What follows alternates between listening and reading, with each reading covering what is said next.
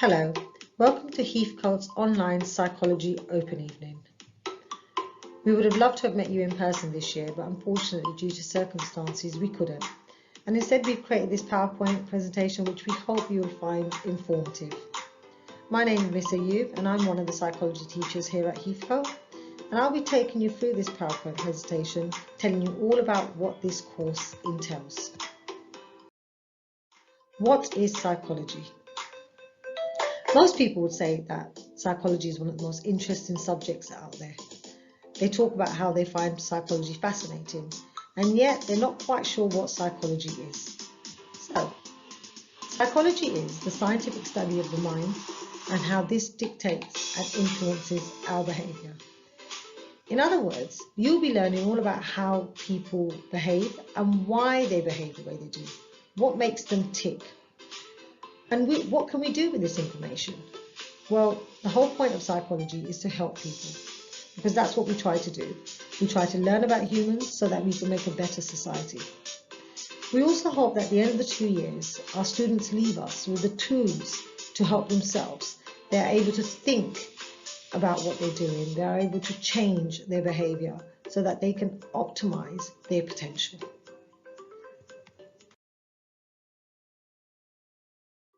Most commonly asked questions.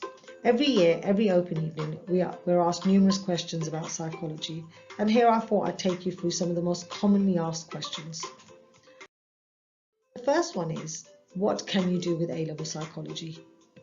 My answer is always the same every year. What can't you do? Psychology is seen in every sector out there. It is one of the most versatile subjects to study. If you were looking at a career where you are linked directly with psychology, you could be looking at sports psychology, forensic psychology, educational psychology. If not, and you're thinking of something related with psychology, you have human resources, you have counselling, you have teaching. Like I said, there are so many avenues that you could go down. What do I study in psychology?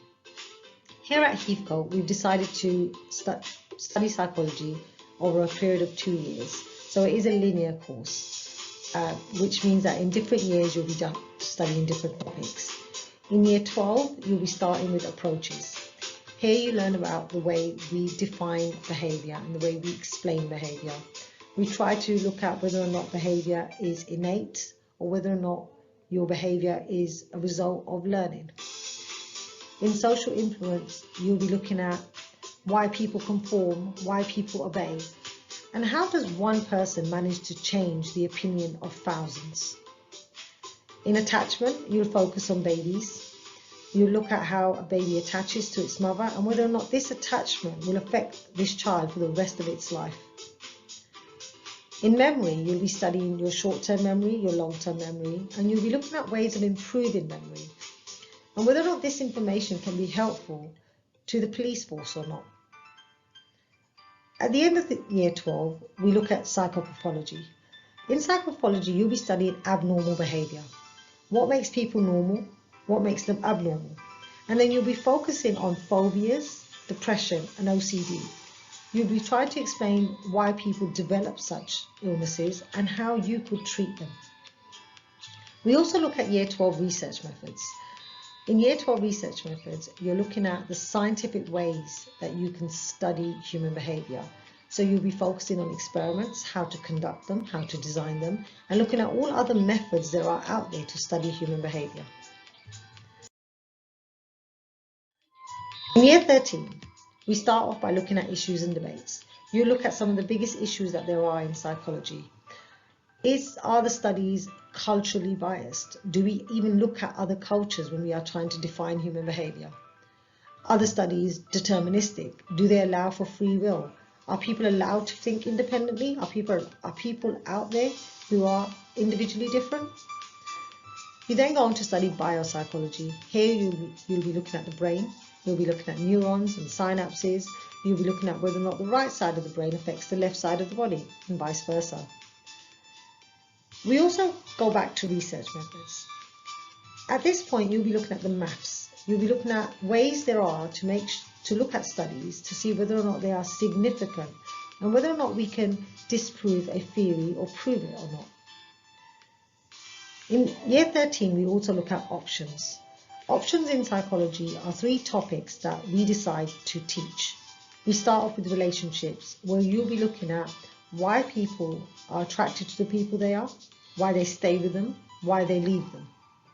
You'll also be looking at schizophrenia, how people develop schizophrenia, how we treat schizophrenia, and whether or not we actually know what schizophrenia really is.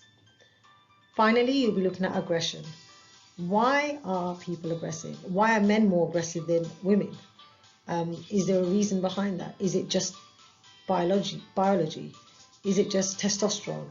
Or is it something different? Is it learning? So these are the things that you'll be studying over a period of 2 years. At the end of it, you'll probably be asking, well, how am I assessed? Like I mentioned, it's a 2-year course, and at the end of it, you'll be doing 3 exams: paper 1, paper 2, paper 3. All 3 papers are weighted equally, which means that they all get you the same marks.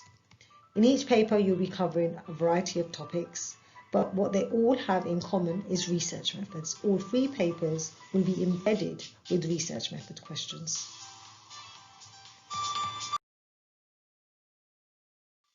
Pass rates in psychology. This is something that I'm particularly proud of. We've done so well over the last few years, as you can tell. We're achieving 100% A to E grades last 2 years running.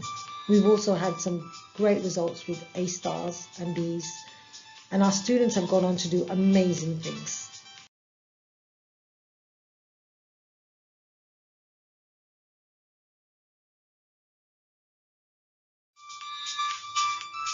Recently, I was asked this question: what does a psychology student look like? And I had to think about this just for a second until I realized that actually a psychology student, again, is one of the most versatile people out there. They'll be able to collaborate with people. They're resilient. They're able to take knockbacks and then sit back right up and start again. They'll be able to explain how psychology underpins all human interaction and what this ultimately means for people. A psychology student will be able to evaluate anything that comes their way, and not in a simplified manner, but using complex language in a coherent manner. They also will be able to focus on wider society and the impact that research can have on wider society, and whether or not this can be positive or negative. What's really important in psychology is that we ensure that our students are logical and scientific. We cannot be subjective. We have to be objective all the way. Last but not least, we try to ensure that our students are mindful and tolerant of each other, because in order to be the best person, you need to be like this. At this point, you're probably thinking, I'm not quite sure if psychology is for me or not. And if you're still struggling to decide, here's a short video clip that you can watch that might help you, because if there are any questions on this video clip that you want answers to, then I suggest you do study psychology.